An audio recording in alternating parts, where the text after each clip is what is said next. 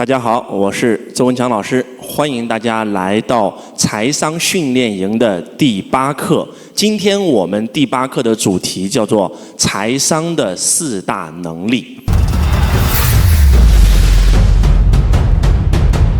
罗伯特清崎告诉我们说，财商是由4大能力所组成的。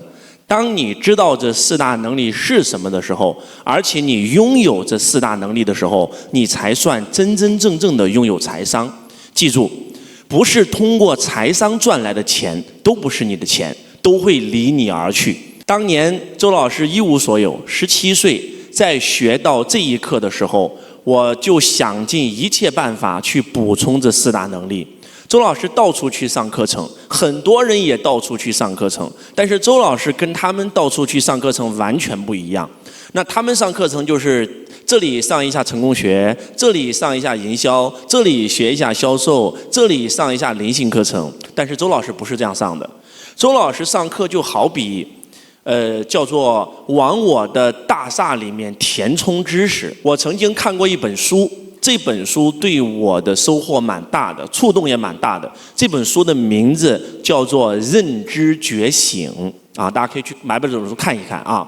《认知觉醒》里面讲到，大脑，我们的人类的大脑是由上兆万亿个神经元所组成的。那么这2个神经元，就是上兆万亿个神经元，如果产生了链接，它就会产生智慧。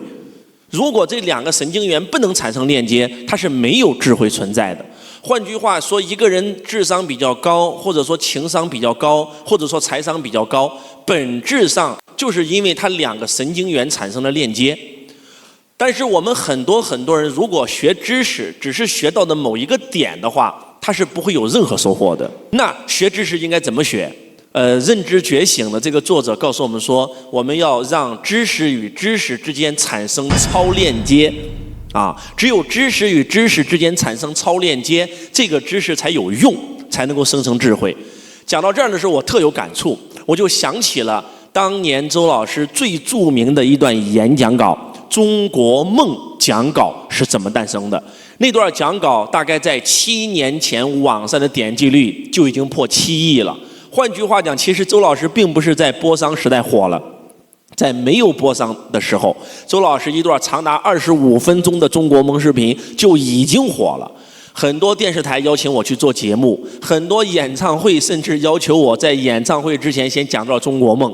所以说，我的中国梦讲稿是怎么产生的呢？是有一次我们整个中国培训行业的几个老师在一起吃饭聊天啊，有一个老师呢，就无意之间讲出来了，说周老师，你的这个财商啊，真的可以帮助很多人。他说我在美国的时候就看过《穷爸爸富爸爸》那本书籍，当时还不是美国总统的川普，跟你的老师罗伯特清崎共同写了一本书，叫《富爸爸教你赚大钱》。写这本书的时候，在书上曾经说过这么一句话。我们今天美国没有在学校里面开设跟金钱有关的任何知识，这就是为什么很多人穷其一生，他会因为钱的问题而痛苦、而纠结、而破产，甚至跳楼。换句话讲，就是如果学校里面再不开设跟金钱有关的知识，依然会有99%的人终生在财务的泥潭里面挣扎、痛苦、折磨。所以财商教育太重要了。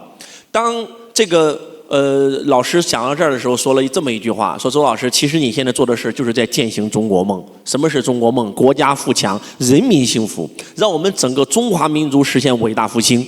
你的使命是让1亿家族实现财富自由、身心富足。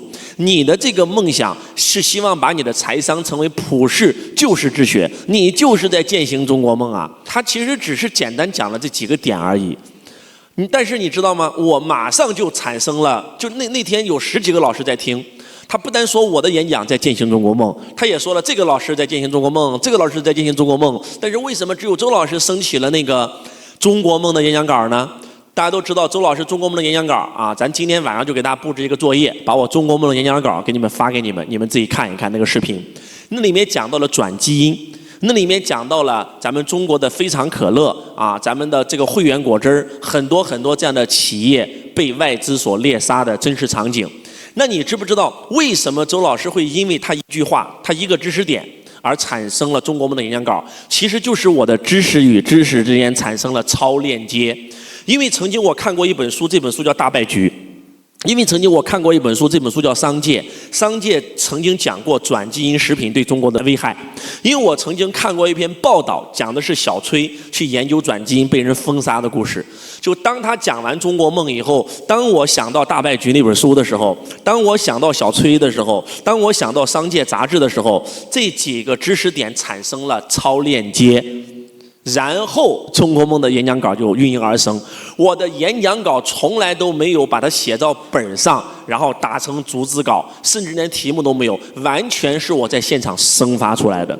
这就是知识与知识之间的超链接，大脑神经元与大脑神经元的超链接。认知觉醒的作者告诉我们说，如果你的大脑知识与知识之间不能产生超链接，这个知识没有任何用途，是一盘散沙啊。那产生超链接的过程就是聚沙成塔的过程。你们听完这个思维是不是很震撼？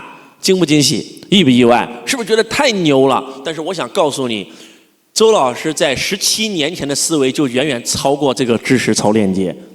你们知道他的知识是以点连成线啊，然后变成了智慧，这条线为你所用。但是你知不知道当年的周老师在读罗伯特清崎的《富爸爸》系列书籍的时候，我的思维是什么样子的？既然罗伯特清崎告诉我说财商是由4大能力组成的，在我看来，财商的4大能力就是财商的4个主心骨，就是这个造房子的那个4个承重柱。我要盖一个财商的房子，这4根承重柱我已经知道是啥了。我需要干的事儿就是把屋顶建好，把地基打好，然后不断的往这里面装东西、装修啊，刷涂料、粉刷。换句话讲，就是我之所以去学习营销，我去上这个伯恩崔西的课程，去上亚伯拉罕的课程啊，去上这个乔吉拉德的课程，他们都是讲营销的，被称为营销之神、销售之神。是因为罗伯特清崎先生告诉我说，财商是由4大能力所组成，第一个能力就叫做营销。所以我去上这些老师的课的目的，不是为了崇拜这个老师、追随这个老师，以他作为我的人生导师，或者以他的思想作为我的思想的底层逻辑。他只是为了让他的知识填充我，让他为我所用，而不是我为他所用。我不知道大家能不能听懂我在说什么。很多人去上课，上了一个成功学老师的课，就变成了这个成功学老师的忠实追随者。哎妈呀，一辈子崇拜的要死要活，他说的每一句话都当成金科胜律。到最后记住一句话，当你崇拜一个人、追随一个人的时候，你就没有自己了，你只能成为奴隶，你只能成为97%的人。所以在这个世界上，永远不要崇拜任何一个人。如果你非要崇拜一个人的话，那个人只能是你自己。当然了，如果说你找到的老师是像周老师找到罗伯特清崎一样，是像罗伯特清崎找到富爸爸一样，你找到了一个本身他就是一个摩天大楼的人，你把他的摩天大楼的图纸当成了自己人生大楼的图纸，那还不错。但是如果你只是找到了一个那个维度非常低的老师，他压根就没有做过实业企业，他也没有做过投资，他甚至身价都是负几百万，然后他只是在台上讲课，你把他当成了你的信仰，你这辈子也就废了。为什么周老师会跟那些老师差距越来越大呢？因为压根就不在一个层面上，这就是底层逻辑的区别。那我会去上财务类的课程，我会去上税务类的课程，我会去读大学啊，自学了高中所有的科目，考大学，读了工商管理。我为什么去报考工商管理呢？因为罗伯特清崎告诉我说，财商的第2能力叫做财务知识。记住这句话，不是用你财务知识赚来的钱都不是你的钱，都会离你而去。所以你必须要懂财务知识，你得懂什么是资产负债表，你得懂什么是现金流量表，懂什么是损益表、收入支出表。如果你不懂财务知识，你根本分不清楚什么是资产，什么是负债。穷人之所以穷，就是他们错把资产当负债，错把负债当资产。罗伯特清崎的第一本书《富爸爸穷爸爸》这本书里面曾经讲过这么一句话，他说房子，很多人都认为房子是你这辈子最重要的资产，但是我想告诉你，你的房子很有可能是你此生最大的负债。那个时候很多人都不能理解罗伯特清崎这句话，但是当时间来到了2000年，时间来到了08年，当美国的房价很多人是500万买了一套房，首付200万，还差300万贷款，结果那个500万的房在金融危机的时候跌到只剩100万的时候，他突然发现我的房子真的是负债，他突然发现我在银行还欠300万，这个房子只值100万了，我还要这个房子干啥？所以在美国08年的时候，包括中国的深圳也出现过一段时间，叫做月供你带走，房子免费送给你，你能想象到吗？那个时候大家才突然发现，原来房子是我的负债。所以说你必须要学习财务知识。那周老师本科读的是金融学，我为什么读金融学呢？我为什么去报一个股票类的课程、投资类的课程、房地产类的课程、炒黄金、炒外汇的课程、做期货的课程啊，甚至炒比特币的课程，我都去学习？为什么呢？我不是为了崇拜比特币、信仰比特币，是因为我的老师罗伯特清崎告诉我说，财商的第3大能力叫做投资学。你如果不会投资，你是不可能让你的钱倍增的。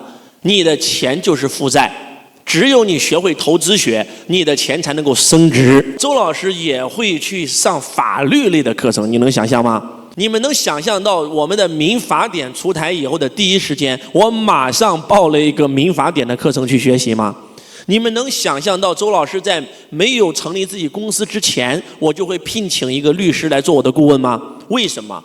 因为罗伯特清崎先生告诉我们说，财商的第4个能力叫做法律。换句话讲，就是周老师也去上很多课，很多人也去上很多课，很多人上很多课，就是今天上这个，明天上这个，他也不知道他想上啥，上多了，上懵了，蒙圈了，有没有这样的人？